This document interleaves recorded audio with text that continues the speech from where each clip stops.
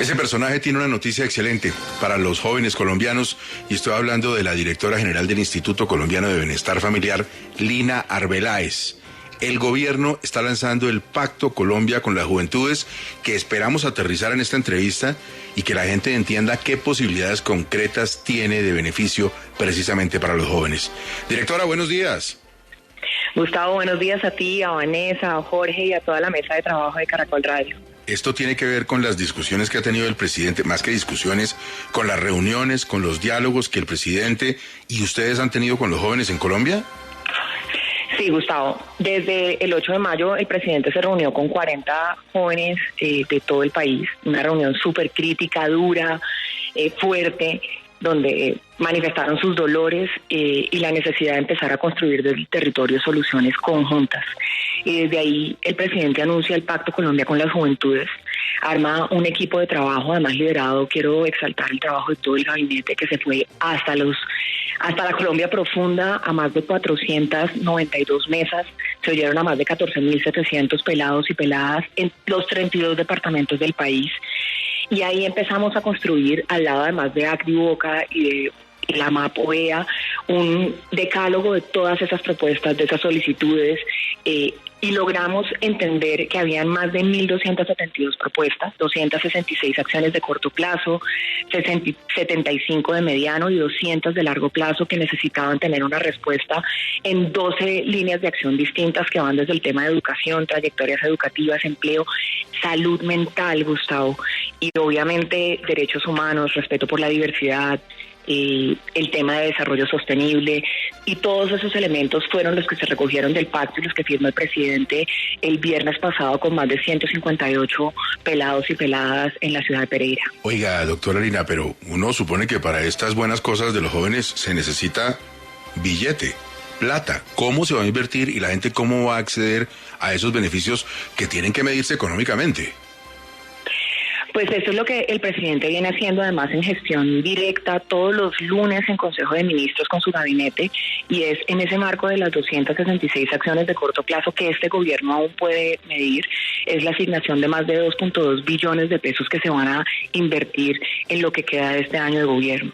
La inversión adicional que se habla y que está enmarcada o esbozada en el COMPES para la juventud asciende a los 33.5 billones de pesos. Eso un poco para que todos los oyentes entiendan, es como 7 veces la séptima, reconstruirla, o 2 veces el metro de Bogotá. Es la primera vez que se tiene una inversión gigantesca.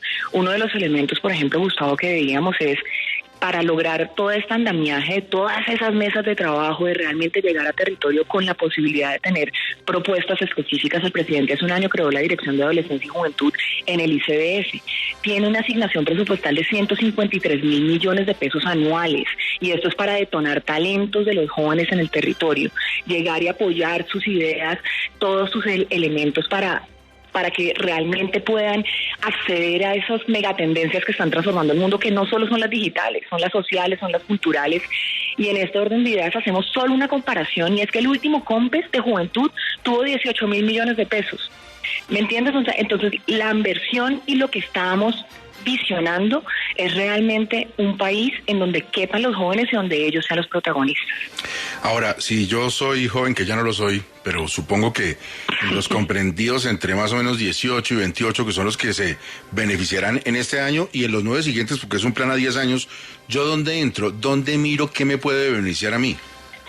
En la página del DNP, www.dnp.gov.co, y en la página de Colombia Joven como del ICBF está el acceso al link del COMPES. Ahí están todas las líneas de acción, cómo se van a beneficiar más de 700.000 jóvenes con el tema de matrícula cero, cómo se van a beneficiar más de 600.000 jóvenes con el programa de subsidio al empleo, cómo se ofrecen créditos hipotecarios a tasas preferenciales para la juventud. Están todos los elementos. Y le voy a decir algo, aquí yo creo que tenemos que seguir trabajando, es decir, lo que se firmó el viernes es el principio, porque los jóvenes han dicho, a esto le vamos a hacer veeduría, y creo que eso es importante. A nosotros nos queda un año de gobierno, pero como usted lo acaba de decir, son 9 años que siguen en donde los jóvenes están dispuestos a decir, ojo, la inversión tiene que verse. Y veíamos con uno de los líderes de los jóvenes el viernes, uno de los voceros de esa voz de la juventud, y decía, es importante que cada una de esas 12 líneas de acción que tiene el pacto tenga una hoja de ruta específica para que los jóvenes sepan cómo acceder, digamos, en el tema de educación y trayectorias educativas. Entonces vamos a empezar a construir con los jóvenes ese decálogo de ruta de acceso a cada uno de esos elementos y esos beneficios de política pública y programas que viene siendo el gobierno nacional. Estamos hablando con la directora del Instituto Colombiano de Bienestar Familiar, Lina Arbeláez, sobre esta propuesta interesante de ayuda y muy concreta en este último año de gobierno para los jóvenes con posibilidades que podrán disfrutar en este año y mucho más adelante porque es más ambiciosa. Creo que Vanessa, que siempre tiene contacto con muchos jóvenes en su programa a las 10 de la mañana y últimamente con los jóvenes caleños, tiene una inquietud para la directora en otro tema. A ver, Vanessa. Pues es que vimos cómo esa insatisfacción desde Puerto Resistencia en Cali terminó afectando todo lo que pasó en el Valle del Cauca y por ahí derecho lo de Cali. Entonces yo sí quisiera saber en qué terminaron esos diálogos, cuáles son los acuerdos que están haciendo ahí. Vanessa, como lo decimos, nosotros estuvimos en Cali desde antes que se iniciara el Pacto Colombiano de Juventudes. Nosotros llegamos el 3 de mayo a iniciar como esos canales de comunicación, a volver a recuperar un poco la confianza en la institucionalidad, y no solo estuvimos en Puerto Rellena, estuvimos en Calipso, en el Paso del Comercio, en Siloé, en la Portada al Mar. Mejor dicho, yo literalmente estuve en cada uno de los puntos hablando con los pelados y las peladas. Yo creo que aquí lo que se demuestra es que si oyeron esos clamores, nosotros en Cali hicimos varias mesas. De hecho, el viernes pasado estuvimos en una mesa en Siloé con los líderes de Siloé, y un poco lo que empezamos a recoger es que hay una coincidencia en esos clamores, en esas 12 líneas que se recogen. Vuelvo y repito, nosotros hicimos recogimos por cada uno de los departamentos del país los clamores de los y las jóvenes, y ahí empieza a desglosarse cada una de las propuestas. Las propuestas van desde el corto, mediano y largo plazo, pero también hay clamores que no solo le corresponden al gobierno nacional. Claramente aquí hay unas responsabilidades importantísimas de los gobiernos locales y departamentales.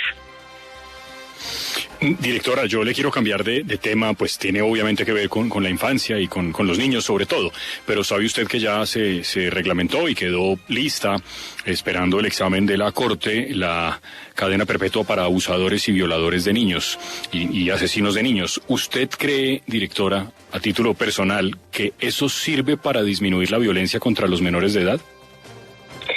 Pues yo creo que todo lo que se haga en pro de proteger y garantizar los derechos de la niñez, claro que sirve. Aquí, evidentemente, nosotros tenemos que empezar a trabajar en la deconstrucción de normas, valores y costumbres que tenemos como sociedad, en donde, por ejemplo, el año pasado tuvimos más de 28.000 procesos administrativos de restablecimiento de derechos abiertos por temas de violencia, 14.700 de los cuales fueron por violencia sexual y 85% de esos fueron contra niñas. Y el 70% de los casos ocurrió en el marco del hogar. Esto que nos dice que nosotros tenemos que construir normas, valores y costumbres.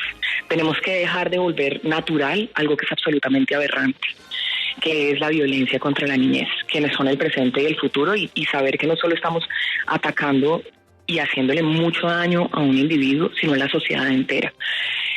Yo creo que es importante la cadena perpetua, creo que es importante la manera en cómo se reglamentó, creo que empieza a mandar un mensaje claro y contundente a quienes se atreven a poner un solo dedo encima de la inocencia de la niñez, de la integridad de la niñez, pero claramente se tiene que complementar con políticas públicas, con programas, con proyectos que, repito, lleven a cambiar la forma en cómo la sociedad colombiana aborda el tema de violencia contra la niñez. Bueno, las mismas cifras del instituto, 46 menores que sufren de abuso sexual en Colombia diariamente, muchos de ellos de su núcleo familiar. Mire, directora, quería finalmente preguntarle por los hijos de los migrantes. ¿Sabe las situaciones tan difíciles que hemos tenido en puntos como Necoclí?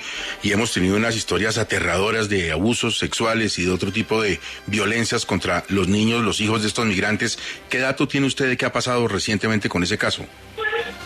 Bueno, nosotros en Necoclí llegamos desde el 29 de julio a tener presencia. Tenemos un grupo EMPI y hemos podido poner bajo protección a 170 menores de 18 años, como bien también lo ha expresado el director de Migración Colombia, y estamos protegiéndolos tanto en el tema de salud mental de los niños y niñas que llegan un poco muy desorientados, llegan también con esquemas de salud complicados como diarrea, fiebre, vómito, pero también estamos llevando todo el esquema de seguridad alimentaria con la entrega de bienestarina líquida, porque sabemos las condiciones en las que están. Hasta ahora hemos entregado más de 18.000 unidades de bienestarina líquida en Necoclí, y seguimos teniendo presencia con el equipo móvil de protección integral para garantizar los derechos de los niños y niñas. Sabemos que es un tema muy complicado y muy álgido. Estuvimos la semana pasada en una misión con la Defensoría del Pueblo precisamente en Capurganá.